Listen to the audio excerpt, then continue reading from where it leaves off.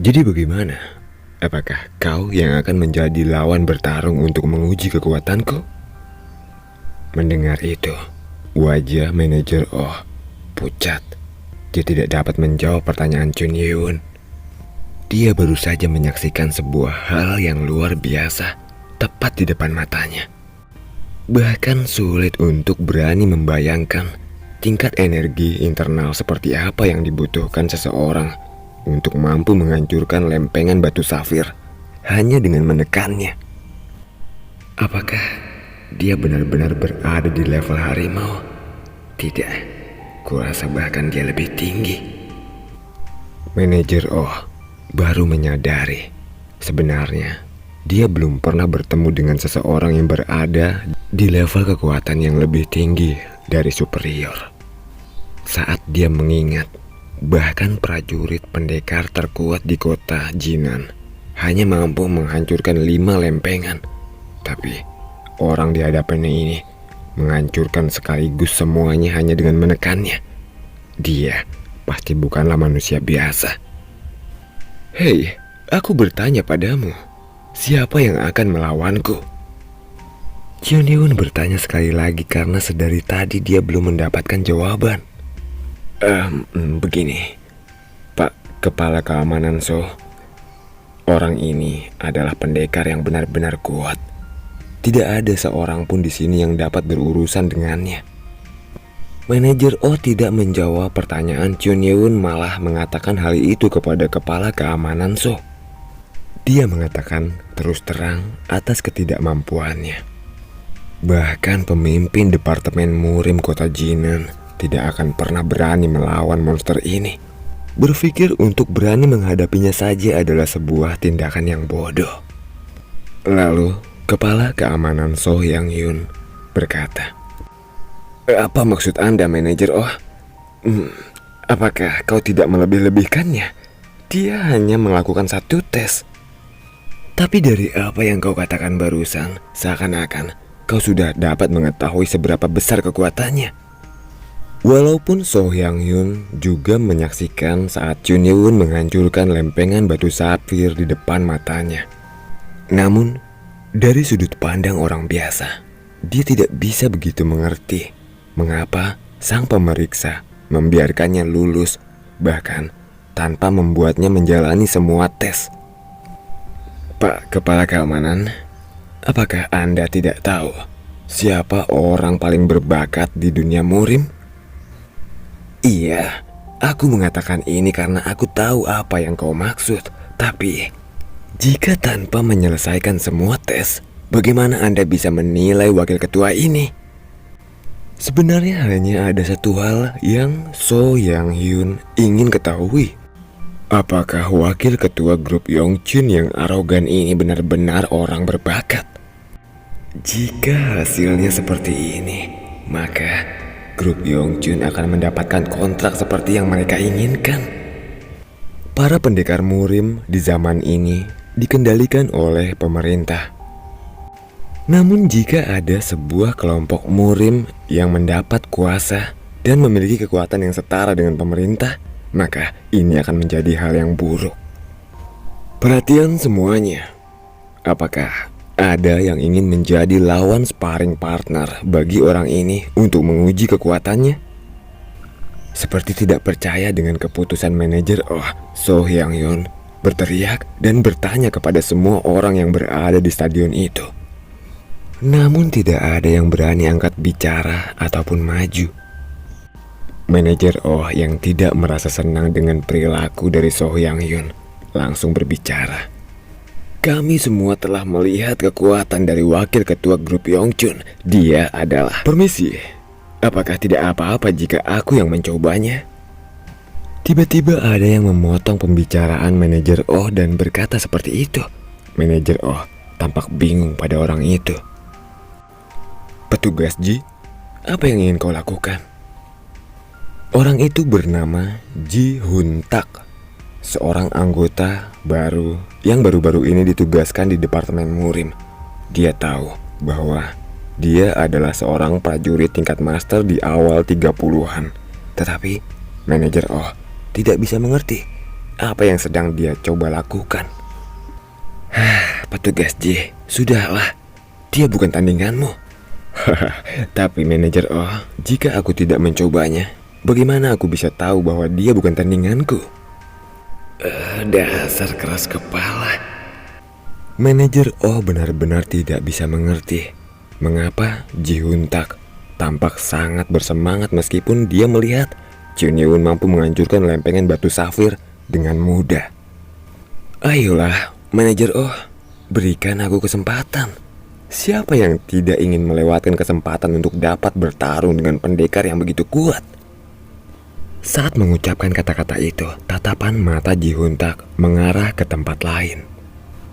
Manajer O yang tidak menyadari hal itu menggelengkan kepalanya dan berkata, "Hei, bertindaklah sesuai levelmu. Apakah kau tidak tahu omong kosong apa yang keluar dari mulutmu tadi? Sadarkah kau seperti apa kekuatan yang lawanmu miliki?" Sebelum manajer O dapat menyelesaikan kata-katanya, Ji Hoon-tak tiba-tiba melesat dan muncul di hadapan manajer O. Gerakannya sangat cepat, tidak seperti pendekar dengan level master lainnya. Manajer O terkejut, dia mundur perlahan. Tetapi Ji Hoon-tak segera maju dan menyusulnya dan mengarahkan tangannya ke perutnya. Saat tangan Ji Hoon-tak menempel di perut manajer O, dia hanya menempelkan tangan di perut manajer O. Tapi mengapa setelah itu terdengar suara ledakan yang sangat keras? Lalu manajer O mundur beberapa langkah dan memeriksa perutnya. Apa maksudnya ini? Apa yang kau lakukan? Perut manajer O berlumuran darah seperti terkena peluru. Dia bahkan tidak mengerti apa yang baru saja terjadi. Manajer O, tidak perlu kau banyak tanya. Lebih baik kau mati saja. Sebuah lubang terbentuk di dahi manajer O. Ji Hoon-tak menembakkan peluru dari tangannya ke arah dahi manajer O. Ji Hoon-tak tidak segan-segan berniat untuk membunuh manajer O. Petugas Ji, apa maksudnya semua ini? Ini adalah sebuah pergantian peristiwa yang tidak terduga. Dengan amarah, seluruh staf Departemen Murim bergegas menghampiri Ji Hoon-tak dan mengepungnya. Tapi pada saat itu, sesuatu yang sama sekali tidak terduga terjadi.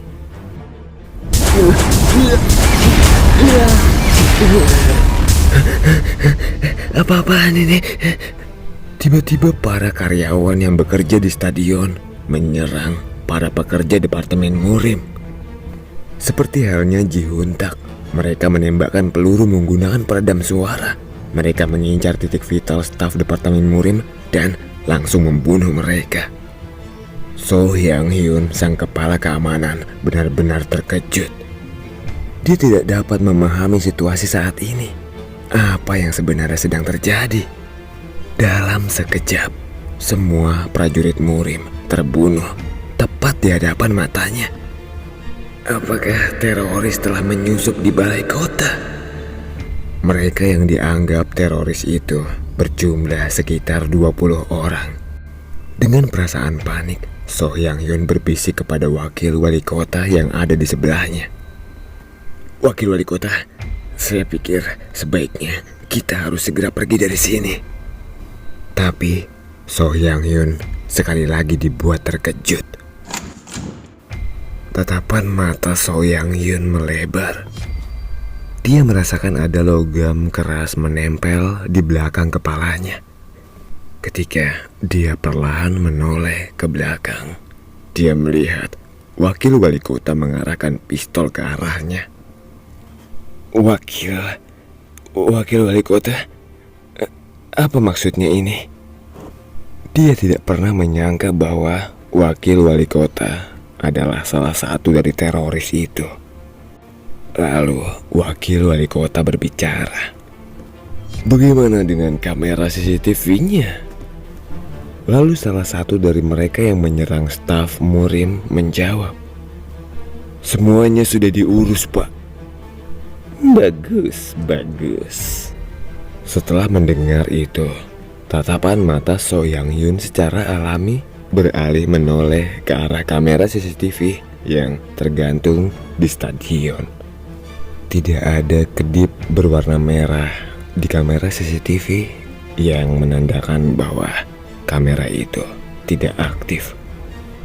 Mengapa jadi begini? So Yang Yun tidak pernah menyangka bahwa Michuk, sang wakil wali kota, akan menjadi salah satu dari teroris. Michuk meletakkan jari telunjuknya di bibirnya. Itu adalah isyarat untuk So Yang Yun agar menyuruhnya diam. Dan kemudian Michuk berbicara kepada Chun Yun. Betapa tidak terduga. Hasil ujian menyatakan bahwa Anda adalah peringkat S. Tetapi aku benar-benar tidak menyangka bahwa Anda benar-benar sekuat ini. Kata-kata Michuk seakan-akan dia benar-benar mengagumi Chun Yun. Dia terus berbicara sambil menoleh ke arah sekretaris eksklusif Chun Yun, Yu So-hwa. Rencanaku berubah karena adanya variabel, karena kemunculan gatekeeper peringkat SS. Tapi keputusanku tidak salah. Wakil wali kota, apa maksudnya semua ini? Yu So-hwa bertanya padanya. Michuk menjawab seolah dia benar-benar menyesali apa yang terjadi. Ya, sebelumnya aku minta maaf. Aku merasa tidak enak karena Anda terlibat dalam hal ini. Aku tidak menyangka bahwa gatekeeper peringkat SS akan menjadi target kami. Target? Michuk berkata lagi. Tapi Anda tidak perlu khawatir, Gravity Queen. Kami akan memanfaatkan tubuhmu dengan baik. Sangat jarang kan mendapat kesempatan untuk memegang-megang tubuh gatekeeper peringkat SS. Michuk menjilat bibirnya sendiri setelah mengatakan itu. Tatapan mata Yu So-hwa menyipit. Dia melihat sekeliling, membaca situasinya. Wakil wali kota, apakah kau benar-benar berpikir bahwa kau dapat menghentikan kami? Yu So-hwa lalu menggoyangkan jarinya untuk mengaktifkan kemampuannya. Dia berencana untuk menghancurkan semuanya sekaligus. Tapi saat itu, wakil wali kota meletakkan pistolnya lebih dekat ke arah kepala So Yang Yun. Bukankah lebih baik jika kau tidak bergerak, Gravity Queen? Bima Kyun yang menyaksikan itu, yang sedang berada di dekat Chun Yun, mengerutkan kening. Wakil wali kota menggunakan So Yang Yun sebagai sandera.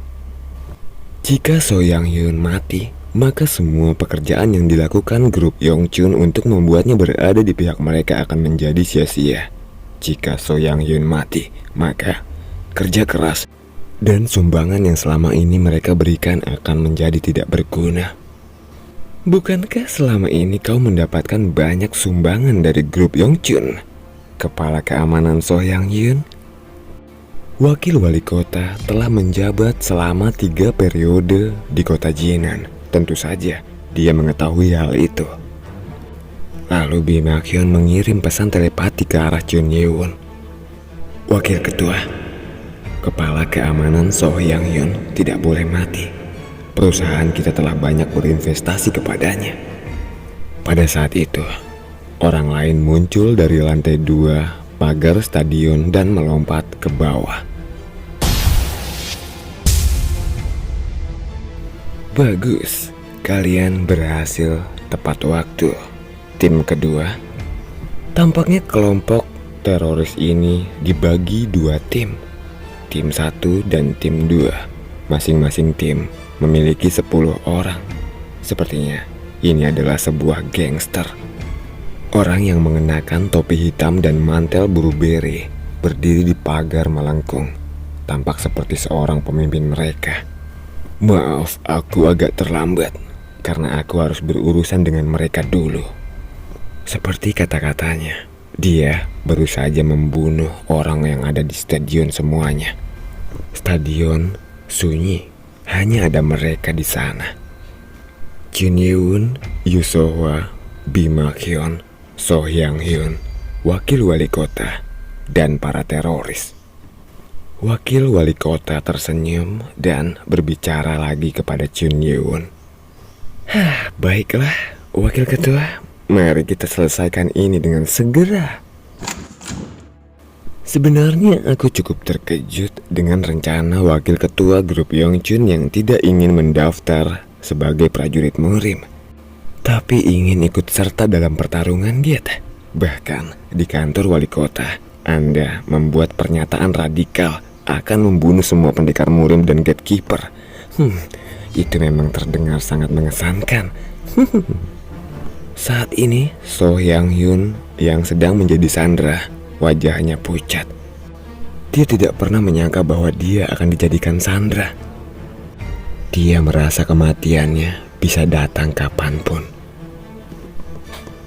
Baiklah, ayo kita akhiri semua ini. Wakil wali kota mengangkat tangannya, dan mereka yang berada di stadion mengepung Jun Yeun, Yoo So-hwa, dan Bima Kyon.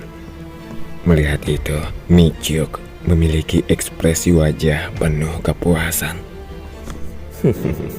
Mari kita saksikan seberapa layak manusia yang dimodifikasi dapat mengatasi entitas berbahaya peringkat S dan peringkat SS. Ternyata para teroris ini adalah manusia yang telah dimodifikasi, atau dengan kata lain, cyborg. Saat sedang dikepung, Jun Yeun hanya tersenyum. Bahkan itu tidak terlihat seperti senyuman, itu lebih mirip dengan cibiran. Apa-apaan sikapnya itu? Apakah dia tidak menyadari situasinya saat ini? Mi Juk merasa bahwa Jun Yeun tidak menyadari seperti apa situasi yang dia hadapi sekarang. Para petinggi kelompok mereka mengatakan bahwa para manusia yang telah dimodifikasi ini mampu untuk mengatasi entitas kelas alfa atau bahkan di atasnya. Lalu dengan pelan, Jun Yeun berkata, "Kukira apa? Ternyata hanya sekelompok orang-orang bodoh. Tadinya kupikir akan berguna menunggu sampai tes ini berakhir, tapi semuanya hanya sia-sia." Apa? Apa maksudmu, wakil ketua? Iya, apakah kau pikir aku tidak tahu bahwa kau sedang mencoba membuang-buang waktu? Lalu, dengan sekejap tiba-tiba tubuh Jun Yeun yang sedang dikelilingi oleh para cyborg itu menghilang. Dan tiba-tiba dia berdiri tepat di hadapan Mi Juk, sang wakil wali kota. Kemudian dia membanting kepala salah satu cyborg yang tadi dia tangkap ke lantai.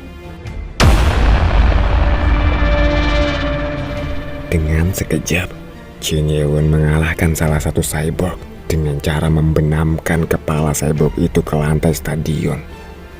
Mi Juk terkejut dan dia melangkah mundur perlahan untuk menghindari Jun Yeun.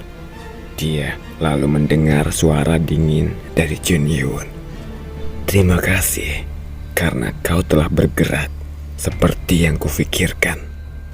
Mi Juk hanya terdiam karena dia tidak mengerti apa yang dimaksud oleh Jun Yeun. Lalu Jun Yeun melanjutkan kata-katanya. "Kau baru saja memberiku alasan yang bagus untuk membunuhmu dengan tanganku sendiri." Mendengar kata-kata Jun Yeun itu, mata Mi Juk melotot. Jadi, dia sengaja membiarkan semua orang di departemen murim ini mati.